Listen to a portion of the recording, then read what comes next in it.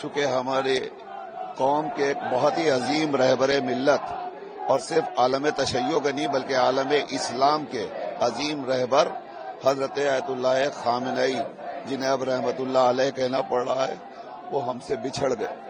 ان کے انتقال پرملال پر یہ تعزیتی جلوس ہے جو جامع مسجد سے نکلا ہے اور سڑکوں پر صرف اپنے غم و غصے کا اظہار کرنے کے لیے آیا ہے۔ ظاہر ہے کہ ہم سب کا فریضہ ہے اور پورے عالم اسلام اس وقت غمزدہ ہے، بلکہ عالم انسانیت غمزدہ ہے۔ میں نے آج سوشل میڈیا پہ دیکھا، آپ نے بھی دیکھا ہوگا، نہ جانے کتنے برادران اہل سنت ہیں جو غمزدہ ہیں۔ ابھی میں اپنی بلڈنگ سے آ رہا تھا تو مجھے بلڈنگ کے تمام سنی برادران نے روکا اور روک کر کے تعزیت پیش کی اور بہت ہی غم و غصے کا اظہار کیا۔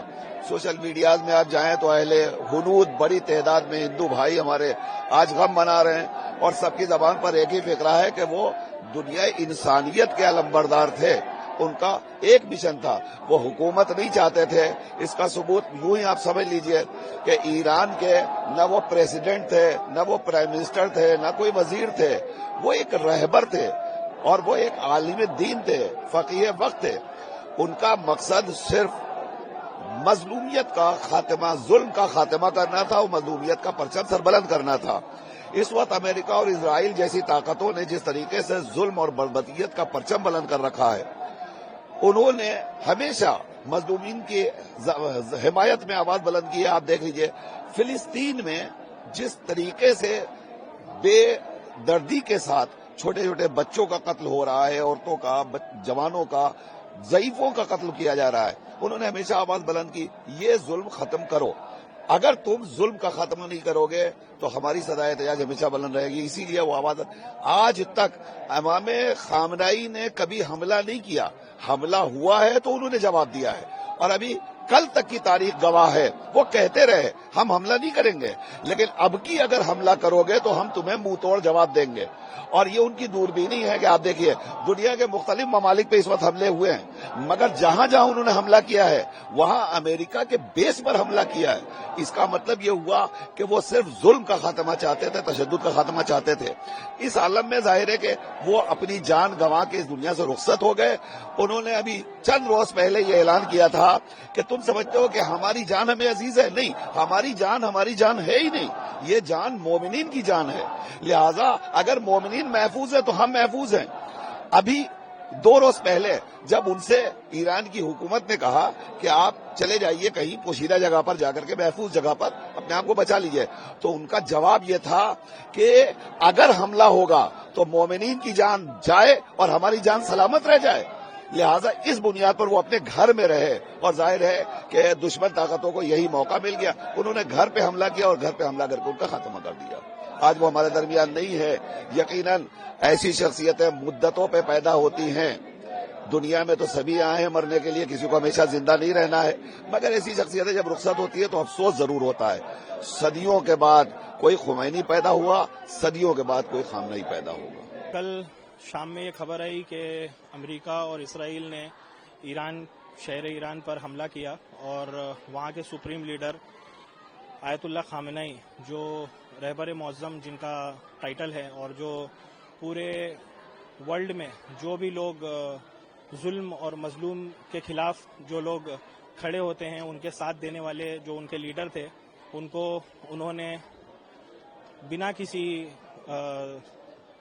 کوئی ریزن کے اور ڈائریکٹلی انہوں نے ایئر اسٹرائک کر کے، جس طریقے سے امریکہ اور اسرائیل نے اس کے پہلے بھی دوسرے ورلڈ لیڈرز کے ساتھ میں ایک طرح کی گنڈا گردی کی، اسی طریقے سے گنڈا گردی کا کل رات میں پردرشن کیا گیا، اور ایک ملک جو غریب اور مظلوم عوام کے ساتھ ہمیشہ کھڑا رہتا تھا، ان کے جو لیڈر تھے، جو ایک امید تھے پورے ملک، پورے ورلڈ کے جو مظلوم لوگ ہیں ان کی جو امید تھے، ان کو انہوں نے شہید کر دیا۔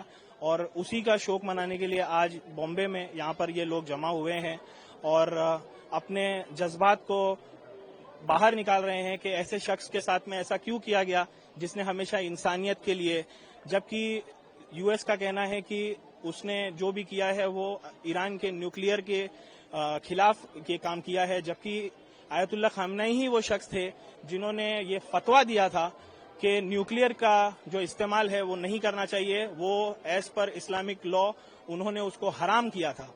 جو شخص نیوکلیئر یوز نہ کرنے کے لیے دنیا کو نصیحت کر رہا تھا, اسی کو نیوکلیئر کا بہانہ بنا کے امریکہ نے یہ جو حرکت کی ہے. اس کے پیچھے امریکہ کے کیا انٹینشنز ہے ہمیں کسی کو بتانے کی ضرورت نہیں ہے. وہ سب کو پتا ہے کہ ان کے کیا انٹینشنز تھے اور انہوں نے یہ کام, یہ جو بہت ہی بزدلانہ حرکت جو کی ہے وہ کیوں کی.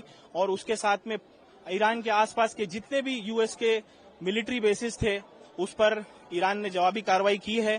اور اب یہ جنگ بہت زیادہ ایسکیلیٹ ہو چکی ہے. یہ کہاں تک جائے گی, اور یہ پورے ورلڈ کے جو لوگ ہیں جو امریکہ کی اس دادا گیری سے پریشان ہیں, اس گنڈا گردی سے جو لوگ عاجز آ چکے ہیں, وہ لوگ اب اس کے آگے کیا سٹیپ لیں گے اب یہ آنے والا وقت ہی بتائے گا. انڈین مسلم کس طرح سے کھڑا ہے ایران کے ساتھ؟ انڈین کا صرف مسلم نہیں, انڈیا کے سارے لوگ جو ہے وہ ایران کے ساتھ میں آج سے نہیں, ہمارے صدیوں سے ایران کے ساتھ میں بہت ہی فرینڈلی ریلیشن رہے ہیں.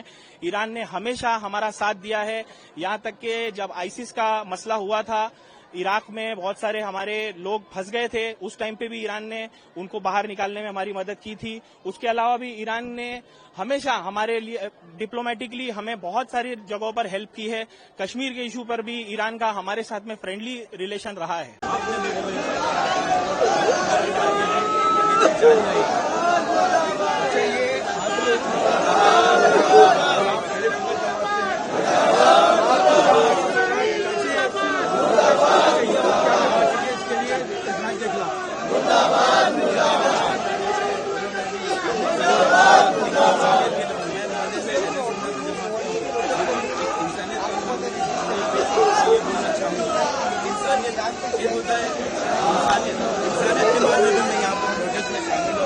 اور آگے چل کے ان کو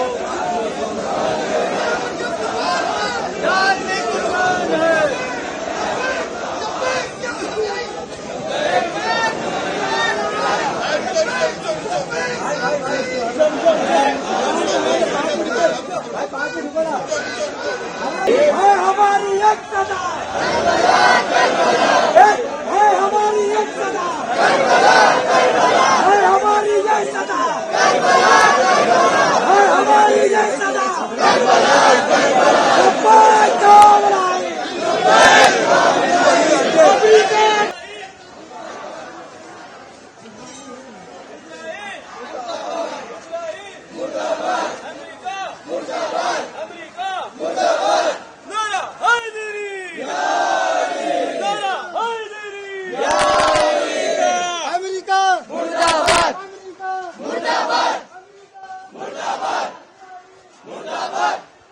मुर्दाबाद.